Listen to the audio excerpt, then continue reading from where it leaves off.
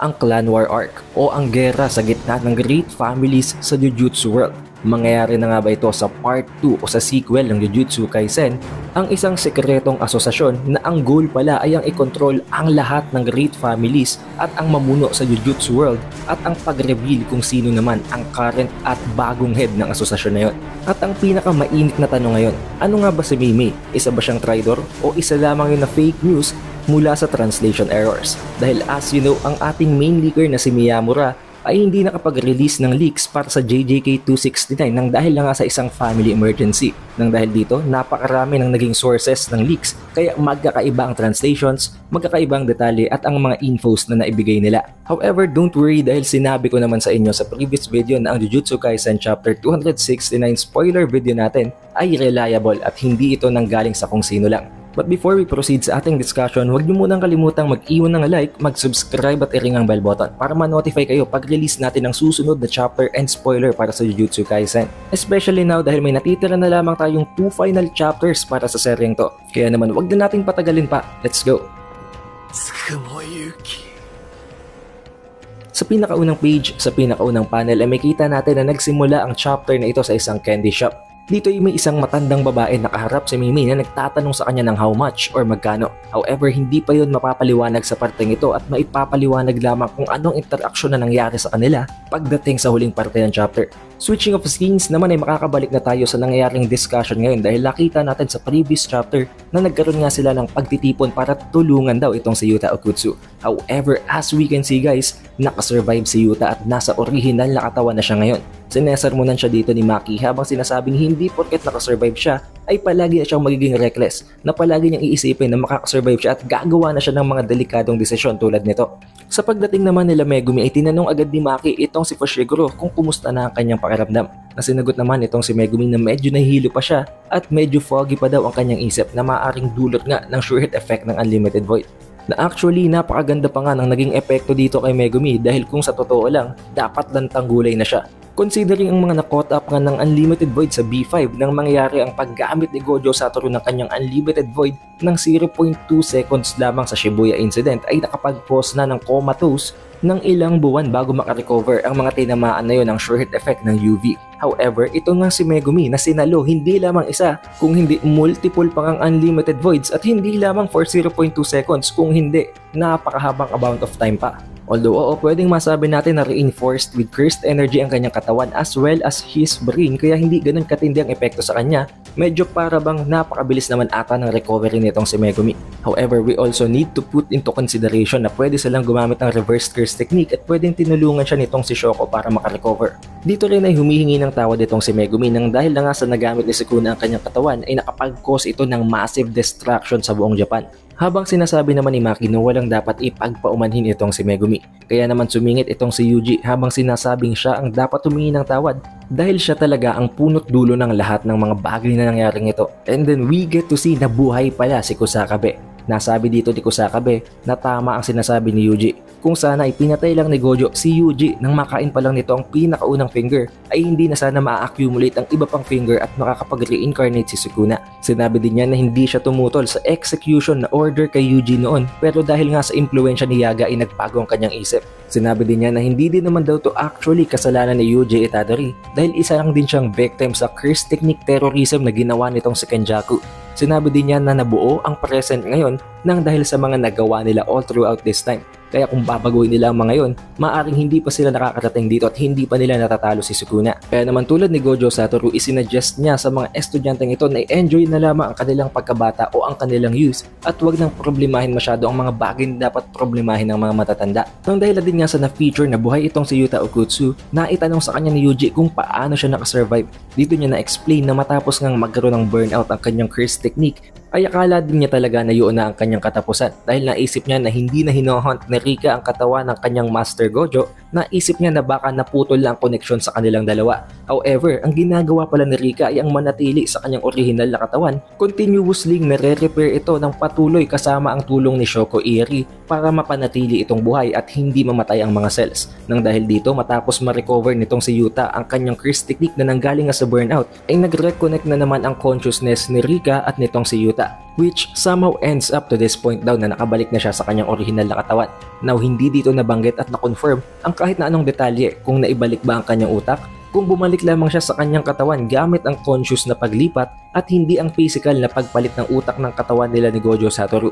Kaya as of now, hindi natin alam kung nasaan ang utak ni Gojo, kung nasaan ang kanyang katawan at bakit wala pa silang funeral as of now. There are also some other clues na mababanggit natin sa chapter review na ito na magpupunto sa isang bagay na hindi nyo din inaasahan. Nabanggit din dito ni Meimei at itong si Kusakabe na hindi din nila ina-expect na hindi talaga magagamit itong si Yuta ang kanyang curse technique matapos ang domain expansion. Dahil ayon kay Kusakabe, maaring ma-separate nitong si Kenjaku ang curse techniques separately. Kahit na gumamit ng domain expansions, pwede niya magamit ang ibang techniques na na-extract niya. However, there is a huge difference daw sa isang millennial sorcerer tulad ni Kenjaku na napakatagal lang nabubuhay, na para bang isang veteran na kumpara kay Yuta na isang beses pa lang itong ginagamit.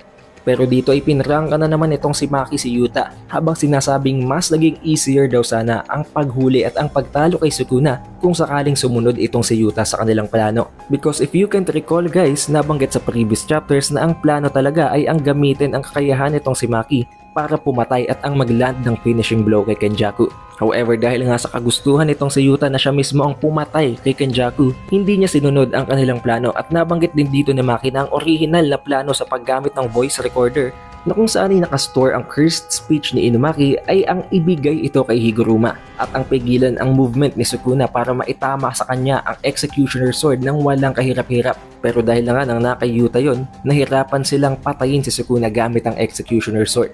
Dahil hindi din naman daw pwedeng dalawa silang may hawak ng voice recorders na may cursed speech ni Inumaki dahil hindi yun gagana. It will only work one use at a time at kahit pa hindi yun actually real time at nakatago lamang ang boses doon ni Inumaki, gagana at gagana pa daw yun as long as isa lang ang tinaguan niya ng kanyang boses. Pero dito naman ay ipinagtanggol ni Todo itong si Yuta habang sinasabing actually hindi daw yun mag-work. First of all, para makapag-launch ng isang surprise attack, kinailangan nilang gamitin ang boogie-woogie. Dito na-explain kung paano bigla ang nasurpresa nitong si Yuta si Kenjaku nang hindi ito nagmamalay. Dahil kung si Maki ang ginamit nila sa surprise attack na yon, hindi magagawa ni Todo ang kanyang boogie-woogie dahil wala nga kahit na anong amount ng cursed energy itong si Maki. At hindi lamang yon, kinailangan din nila ang lakas ni Yuta para walisin ang lahat ng mga nakawalang cursed spirit mula sa cursed spirit manipulation nitong si Kenjaku. Nabanggit din dito nitong si Panda na kung sakaling nagamit nila ang cursed speech nitong si Inumaki nang laban pa lamang nila nitong si Higuruma, maaring si Inumaki pa nga namatay dahil unang-una sa lahat alam naman natin na merong drawback at may backlash ang paggamit ni Inumaki ng kanyang cursed speech sa mga being at mga sorcerer na mas malakas sa kanya. And currently sa naging laban nila ni Higuruma, napakalakas pa doon ni Sukuna, hindi pa siya gaanong na-nerf at hindi pa ganun kahina, di tulad ng nangyari sa laban nila nitong si Yuta. And another one of the revelations, buhay at humihinga itong si Higuruma. Nandito siya ngayon para mag-serve as a testament at para ipagtanggol din si Yuta sa sinasabi ni Maki. Sinabi nitong si Higuruma na actually, pinaglalaroan lang siya ni Sukuna sa kanilang laban. Kaya kung sakaling nandun si Yuta at tinulungan siya, things would be different dahil kakailanganin magseryoso ni Sukuna para malabanan silang dalawa. And surely, hindi mag-aaksaya ng panahon si Sukuna at papatayin siya nito right away dahil hawak nga niyang Executioner Sword. Nabanggit din niya na hindi din niya mai-utilize basta-basta ang cursed speech ni Inumaki dahil habang nag-undergo pa sila ng trial sa deadly sentencing ay hindi siya pwedeng mag-commit ng kahit na anong violence at pwedeng magkaroon pa ng error sa gagawin nila kung ginamit niya yun. Dinagdag niya pa na mas maayos talaga na si Yuta ang gumamit nun dahil matapos ni Yuta gamitin ang kanyang domain expansion ay mawawala na ng mga external disturbances na magbibigay kay Yuta ng extreme advantage kung sakaling mapahinto niya ang katawan nitong si Sukuna. Dito nga ay kinakabahan pa itong si Kusakabe habang sinasabing hindi siya makapaniwala na ang isang sorcerer na nagsimula lamang ng kanyang sorcery career 2 months ago ay nakasurvive sa isang napakatinding laban na yon. Not to mention, nagkaroon pa nga siya ng duelo laban sa King of Curses. Dito naman ay nai-insert pa nitong si Maki na kung sakali lamang daw sana na dumating ng mas maagap itong si Miguel at si Raru ay mas nakatulong pa sila. Na sinang-ayunan naman ang buong Jujutsu Tech na inexplain naman ni Yuta na hindi naman daw actually talaga pumayag pa itong si Miguel at si Raru at hindi rin niya inaasahan na susulpot ang dalawang ito para tumulong. Kinumbinse naman itong si Yuji na hindi siya dapat magalit kay Yuta dahil napakadami ng nagawa nitong tulong. Tulad na lamang ng pagbigay nito sa kanya ng kanyang cursed tool na ang gauntlets para maitago ang kanyang dalawang missing fingers na sinagot naman itong si Maki na pwede din naman niyang gawin yun kahit bumili lamang siya ng dalawang normal na gloves. Sinabi din niya na dahil sa tulong nitong si Yuta nang gamitin niya ang katawan ni Gojo ay napigilan nila ang pangalawang paggamit ni Sukuna ng kanyang domain expansion na sana ay a-annihilate na sana sa kanilang lahat. Nasinagot naman ni Maki na kung sumunod lang daw itong si Yuta sa kanilang plano ay hindi na niya kakailanganing gawin pa ang countermeasures na yon. Hindi pa rin tumitigil sa pag-sermon itong si Maki kay Yuta pero alam naman natin lahat na ginagawa ito ni Maki para i-show ang kanyang care and affection para kay Yuta. Dahil alam naman natin lahat na itong si Maki isang tsundere type at hindi siya magpapakita ng softness kahit na nag-aalala na siya. Dinagdag naman ni Hakari na sa tulungan itong si Yuta ay nagamit nila ang abilidad ni Rika na ang nagsilbing parang transportation device nila para makapag-responde agad sa lugar kung saan naglalaban itong si Gojo at itong si Sukuna. Dahil ginamit pala nila itong si Rika at sinakyan nila ito habang kinoconceal ang kanilang presence at ang kanilang cursed energy para masurpresa si Sukuna. Humingi naman ng tawad ang lahat ng dahil na nga sa pagkamatay ni Choso. Pero ang pinaka nag-take ng responsibilidad para sa insidenteng yun ay itong si Todo. Habang sinasabing kahit na may countermeasures pa silang plano ni Meimei ay hindi naging effective. Dahil nasa gitna ng range ng domain expansion ni Sukuna itong si Choso at si Yuji at hindi lamang yun nang dahil na nga sa nag-uumapaw ang cursed energy ni Sukuna ay na-overshadow at hindi niya na nabasa ang readings ng cursed energy ni Choso at ni Yuji. Nasinagot naman ni Yuji na actually kung nabasa nila at nailigtas nila si Choso, si Yuji naman ang mamamatay kaya walang may kasalanan at walang dapat sisihin ang sarili. Si Hakari naman binabalak niya sanang tulungan sila sa paglaban kay Sukuna matapos niyang dispatchahin itong si Uraume. However, hindi niya inaasahan na napakalakas din talaga ng Frozen Star. Nang dahil dito gumitna naman itong si Wiwi habang sinasabing nang dahil na nga daw sa napakadami nilang regrets, hindi nila maide-deny na si Wiwi ang MVP ng nangyaring laban. Nasinabatan naman itong si Kirara habang sinasabing dahil daw sa nagpanik itong si Wiwi ay hindi niya na naisama si Kirara sa pag-teleport. Kaya naman binara siya nitong si Wiwi habang sinasabing napakapabigat daw ni Kirara kaya hindi niya na ito isinama. Sinabi din niya na may hinandal ang kanyang ate na si Meimei kaya hindi na ito nakatulong sa nangyaring laban kay Sukuna. Ito ay ang pagresolba sa nangyayaring issue ngayon sa New Shadow. Hindi naman tumanggi at nag-deny itong si Meimei habang sinasabing hindi daw mapapantayan ng pera ang kanyang buhay at kung hindi mapapantayan ng pera bakit pa kailangan niya itong isugal. Nang dahil dito na itanong ni Hakari na kung yun daw ba ay ang restriction at ang limits ng paggamit ng simple domain. Nasinagot naman at kinumpirma ni Kusakabe na oo, tama ang sinasabi ni Hakari, yun ang binding vow at ang restriction na inilagay sa paggamit ng simple domain ng creator at ng mastermind ng New Shadow na si Sadatsu na Ashiya. Sa paglipas ng napakaraming henerasyon ay nawalan daw ng public interest ang mga sorcerer sa pag-aaral ng New Shadow at dahil doon ang pinaka naging base na lamang nito, ang pinaka-importanteng parte ng New Shadow ay ang paggamit ng simple domain. At nabanggit din dito na dahil nga sa restriction na ibinigay ng mastermind mismo at ang parabang acting head ng New Shadow na hindi pwedeng ituro sa kahit na sinong hindi parte ng New Shadow ang paggamit ng simple domain ay kakailanganin muna nilang magbuo ng isang pact, ng isang binding vow para magkaroon sila ng permiso na gamitin yon. Nabanggit din dito na itong si Todo Aoi ay natutunan ang paggamit ng simple domain nang dahil nga sa tinuruan siya ng kanyang master na si Yuki Tsukumo. However, it was in a different way, in a different method at ang method na ginamit din ni Mekamaru na nakita naman nating isang parang offensive type tulad na lamang ng mga ginawa niyang atake na gawa sa simple domain kontra kay Mahito.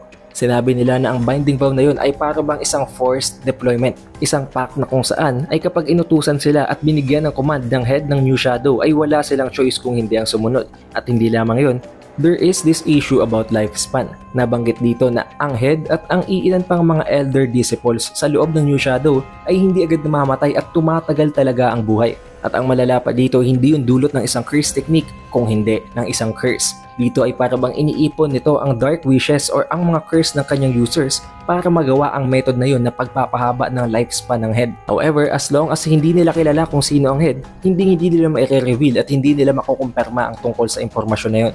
At ang natatanging paraan lamang para ma-lift at matanggal ang mga restrictions na yon, ang mga binding vow na yon, ay kapag napagdesisyonan ng mismong head ng New Shadow na alisin ang mga restrictions. However, not even the senior or the elderly disciples knows about the head of the family. Subalit dito ay na-reveal na itong si Atsuya Kusakabe na ang current head ng New Shadow.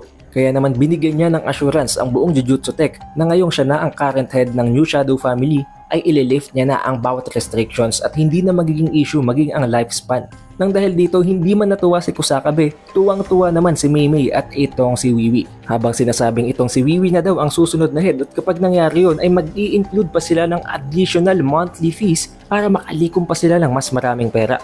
However, tulad nga ng sinabi ko kanina, sa pagsisimula pa lamang ng talakayan, dito na natin mai-explain kung ano talaga ang nangyari sa gitna ng matandang babae at nitong si Meimei. Tinanong siya ng babae ng how much o ng magkano na sinagot naman ni Meimei na it concerns your life. Kaya naman tinanong siya ng babae kung bakit siya pumunta doon at kung iniisip daw ba ni Meimei na siya ang head. Na sinagot naman itong si Meimei na actually may nagsabi sa kanya, may nagbulong sa kanya ng katotohanan. Sinabi sa kanya ng babae na imposible daw na malaman ng kahit na sino ang tungkol sa impormasyon na yon. Na sinagot naman itong si Meimei na ang plano daw ng babaeng ito ay ang magpalakas ng kanyang mga disciples ng mga estudyante sa loob ng New Shadow to the point na sa sobrang lakas nito ay kaya na nitong i-rival maging ang 3 great clans. At ang main goal na ang mamuno at kontrolin ang buong Jujutsu World pati na ang headquarters.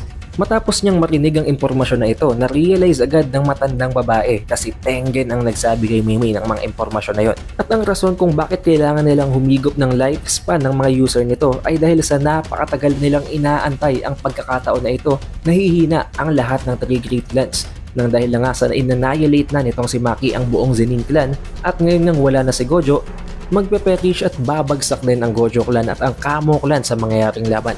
Dinagdag pa ni Meimei na kung sana hindi nila minomonopolize ang paggamit ng simple domain, may mga sorcerer sana na buhay pa rin hanggang ngayon. Tulad na lamang ni Choso, dahil kung sana alam ni Choso kung paano gumamit ng simple domain at walang restrictions at natutunan niya yon, pwedeng nagamit niya ang simple domain para protektahan ng kanyang sarili at itong si Yuji. At ang pinakarason kung bakit galit sa kanya si Meimei ay dahil sa tinangka niyang i-harm ang kanyang brother.